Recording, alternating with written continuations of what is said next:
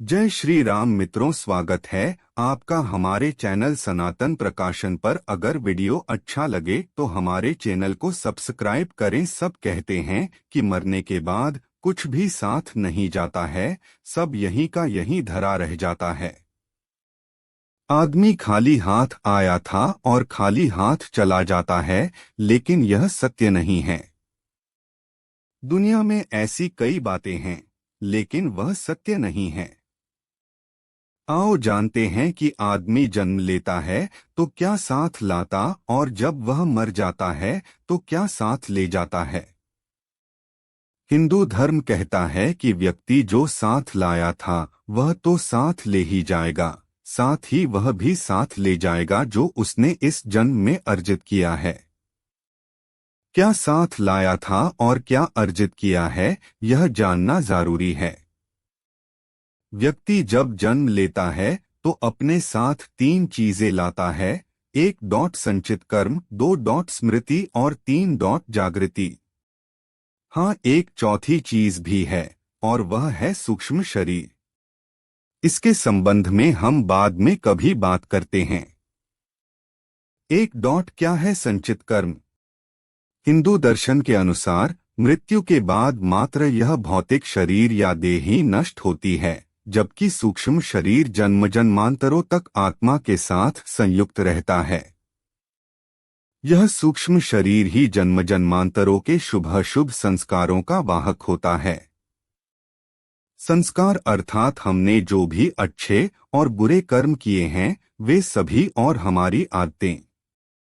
ये संस्कार मनुष्य के पूर्व जन्मों से ही नहीं आते, अपितु माता पिता के संस्कार भी रज और वीर्य के माध्यम से उसमें सूक्ष्म शरीर में प्रविष्ट होते हैं, जिससे मनुष्य का व्यक्तित्व इन दोनों से ही प्रभावित होता है।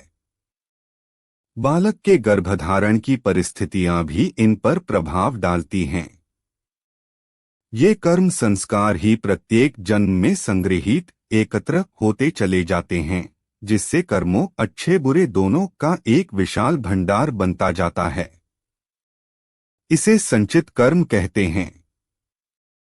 अब जब व्यक्ति मरता है तो इन्हीं संचित कर्मों में इस जन्म के कर्म भी एकत्रित करके ले जाता है। दरअसल इन संचित कर्मों में से एक छोटा हिस्सा हमें नए जन्म में भोगने के लिए मिल जाता है। इसे प्रारब्ध कहते हैं। ये प्रारब्ध कर्म ही नए होने वाले जन्म की योनि व उसमें मिलने वाले भोग को निर्धारित करते हैं। फिर इस जन्म में किए गए कर्म, जिनको क्रियमाण कहा जाता है, वह भी संचित संस्कारों में जाकर जमा होते रहते हैं। 2 क्या है स्मृति? 1% भी लोग नहीं होंगे जो अपने पिछले जन्म की स्मृति को खोलकर यह जान लेते होंगे कि मैं पिछले जन्म में क्या था। प्रत्येक व्यक्ति के पास अपने पिछले और इस जन्म की कुछ खास स्मृतियां संग्रहित रहती हैं। यह मेमोरी कभी भी समाप्त नहीं होती हैं। भगवान श्री कृष्ण गीता में अर्जुन से कहते हैं कि हे अर्जुन, तुझे अपने अगले और पिछले जन्मों की याद नहीं है, लेकिन मुझे अपने लाखों जन्मों की स्मृति है।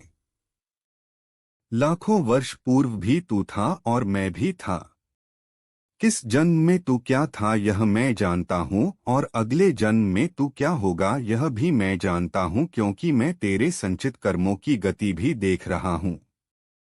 अत यह कहना होगा कि जब व्यक्ति जन्म लेता है तो वह अपने पिछले जन्म की स्मृतियां साथ लाता है, लेकिन वह धीरे धीरे उन्हें भूलता जाता है।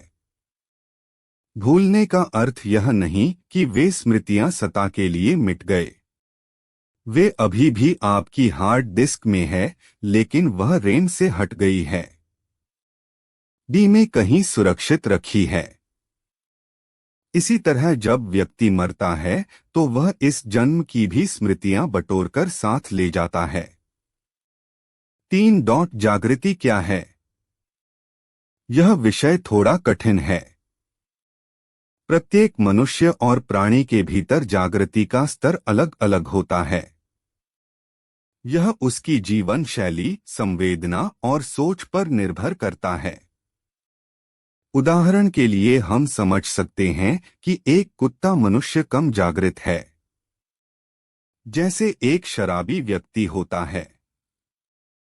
आप में बेहोशी का स्तर ज्यादा है तो आप भावना और विचारों के वश में रहकर ही जीवन यापन करेंगे। अर्थात आपके जीवन में भोग, संभोग और भावना ही महत्वपूर्ण होगी। आप इसे इस तरह समझें कि आप में और पशुओं में क्या खास फर्क है। आप कपड़े पहनते हैं और थोड़ा बहुत सोचते हैं, लेकिन आप में वही सारी प्रवृत्तियां हैं जो कि एक पशु में होती है। जैसे ईर्ष्या, क्रोध, काम, भूख, लालच, मद आदि सभी तरह की प्राथमिक प्रवृत्तियां। प्राणियों को प्राणी इसलिए कहते हैं कि वह प्राण के स्तर पर भी जीते और मर जाते हैं। उनमें मन ज्यादा सक्रिय नहीं रहता है। मनुष्य में मन ज्यादा सक्रिय रहता है, इसलिए वे मन की भावना और विचारों में ही ज्यादा रमते हैं। वे मानसिक हैं। मन से ऊपर उठने से जागृति शुरू होती है। जागृति की प्रथम स्टेज बुद्धि और द्वितीय स्टेज विवेक और तृतीय स्टेज आत्मावान होने में है। प्रार्थना और ध्यान से जागृति बढ़ती है। उक्त सभी को मिलाकर कहा जाता है कि व्यक्ति अपने साथ धर्म लाता है और धर्म ही ले जाता है। शास्त्र लिखते हैं कि मृतं शरीरमुत्सृज्य काष्ठलोष्टस्मञ्जना मुहूर्तमिव रोदित्वा ततो यान्ति परामुखा तैस्तच्छरीमुत्सृष्टं धर्म एकोनुगच्छति तस्मात् धर्म सहायश्च सेवितव्य सदा नृभिः। इसका सरल और व्यावहारिक अर्थ यही है कि मृत्यु होने पर व्यक्ति के सगे संबंधी भी उसकी मृत देह से कुछ समय में ही मोह या भावना छोड़ देते हैं और अंतिम संस्कार कर चले जाते हैं। किंतु इस समय भी मात्र धर्म ही ऐसा साथी होता है जो उसके साथ जाता है।